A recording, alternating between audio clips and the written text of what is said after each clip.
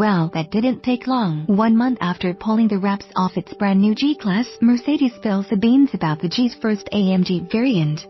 And my goodness, it's marvelous. Meet the Mercedes-AMG G63, a boxy, blingy, boisterous beast. It uses the same 4.0-liter B-turbocharged V8 as the standard G550. But output is increased to 577 horsepower and 627 pound-feet of torque, healthy gains of 161 horsepower and 177 pound-feet over the base G-Class, or 14 horsepower and 66 pound-feet more than the outgoing G63, combined with a 9-speed dual-clutch transmission and 4MATIC all-wheel drive. Mercedes says the AMG G63 will sprint to 60 miles per hour in just 4.4 seconds. That's nearly a full second quicker than the previous G63. Top speed 137 miles per hour or 149 miles per hour with the optional driver's package. Not bad for something with the aerodynamics of a phone booth.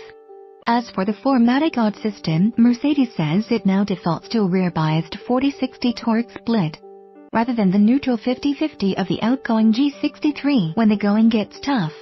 The AMG G63 ought to be tremendously capable off-road when fitted with the proper tires anyway. It has the same trio of locking differentials as the standard G550, with a low-range reduction gear with a 2.93-to-1 ratio. Increased from 2.11 in its predecessor, the G63 is a tremendous off-road machine. That's important if your favorite shopping mall is on top of a mountain. Mercedes redesigned the G-Class suspension for 2019, and this should pay dividends in on-road handling. There's now a fully independent front suspension and coil springs at all 4 corners with adaptive, adjustable dampers standard on the G63. What's more, the new G uses electromechanical, speed-sensitive steering, which is a huge upgrade over the old-school recirculating ball setup of the outgoing model. This will definitely result in vastly improved road manners, not to mention better communication to the driver. As for how it looks, well, I'll let you form your own opinions. Suffice it to say, the G63 certainly has more visual aggression than the standard G-Class. With big air intakes, huge wheels, 22-inch rollers are available, and Mercedes Pan America grille with vertical slats.